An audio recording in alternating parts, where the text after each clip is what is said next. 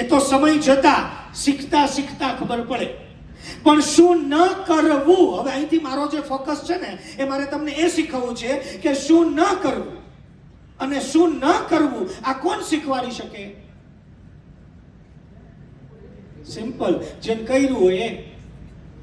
હવે મારું ખાલી ઇન્ટ્રોડક્શન આપી દઉં આ કામ માટે.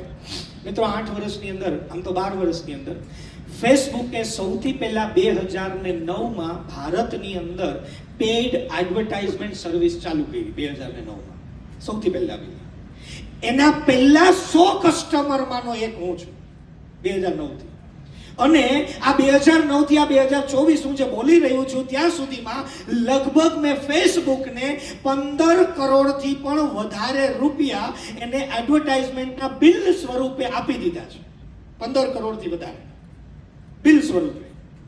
આ હું બોલું એટલે સાચું એવું નથી. હમણાં હું લોગિન કરીને તમને લાઈવ બતાવીશ. મારો એમાં જીએસટી નંબર હશે, એમાં પેમેન્ટની રિસિપ્ટ હશે ને બધું રિપોર્ટ પણ હશે.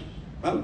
પણ આને હું બીજા સ્વરૂપે લઉં છું કે આ 15 કરોડ રૂપિયા જે મેં આ 14 વર્ષની અંદર મેટાની અંદર એટલે કે ફેસબુકમાં જે મેં ઇન્વેસ્ટ કર્યા ને સાહેબ, એ એવું સમજો કે મેં 15 કરોડ રૂપિયાનું મેટાનું ટ્યુશન લીધું.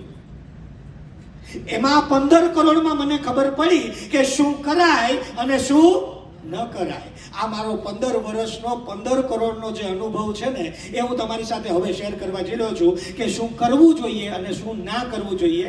અને મિત્રો આ 15 કરોડનો ઇન્વેસ્ટ કર્યા પછી મને ખબર પડી, જેમ કે તમને ખબર જ છે, તમે ઘણા બધા પ્રયોગો કર્યા છે, એમાંથી તમે ઘણું બધું શીખ્યા જ છો ને એમાંથી જ તમે નક્કી કરો છો કે આ કરાય ના ન કરાય. પણ હવે તમારે 15 કરોડ ઇન્વેસ્ટ કરવાની જરૂર નથી, એ પ્રયોગો કરવાની જરૂર નથી, કારણ કે મેં આ કરી લીધા છે. મારી આ 15 વર્ષની તપસ્યા એ હું તમને નિચોડ આપવા જઈ રહ્યો છું. આ વિષય બહુ મોટો છે પણ ફિલહાલ મેક્સિમમ વાતો તમારી સાથે શેર કરવા જઈ રહ્યો છું કે જ્યારે પણ તમે મેટામાં એડવર્ટાઇઝમેન્ટ સોશિયલ મીડિયા જાહેરાત કરો ને તો કઈ એવી 15 વસ્તુ છે કે જેમાં શું ધ્યાન રાખવું જોઈએ, શું કરવું જોઈએ અને શું ના કરવું જોઈએ, જેનાથી તમને બેસ્ટ રિઝલ્ટ મળે, જેન્યુઅન લીડ મળે અને જેન્યુઅન કસ્ટમર મળે અને સેલ વધે. રાઈટ?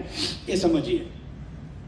સૌથી પહેલી વાત કે સૌથી પહેલા છે ને હાઈ રેઝોલ્યુશન ઇમેજ હોવી જોઈએ. કેમ? તો કે તમે એડવર્ટાઇઝમેન્ટની શરૂઆત કરો ને એટલે તમારી બેઝિક રિક્વાયરમેન્ટ 2 હોય. ધ્યાન આપજો. સૌથી પહેલું, તમે જે પ્રોડક્ટ અથવા તમારી સર્વિસ છે ને એનો કંઈક ફોટો અથવા વિડીયો હોવો જોઈએ. કારણ કે ફેસબુક છે એ રૂબરૂ જીવતો નથી જવાનો. એકા કોઈને તમારે પ્રોડક્ટનો ફોટો બતાવશે કે વિડીયો બતાવશે, તો બેમાંથી એક હોવું જોઈએ. બીજું કે તમારો કોન્ટેક્ટ ડિટેલ હોવી જોઈએ, કારણ કે જોયા પછી જેને ગમે એ તમારો સંપર્ક કરી શકતો હોવો જોઈએ ને. આ કોન્ટેક્ટ ડિટેલ હોવી જોઈએ. આ બે બેઝિક રિક્વાયરમેન્ટ છે. રાઈટ? હવે એને સમજીએ.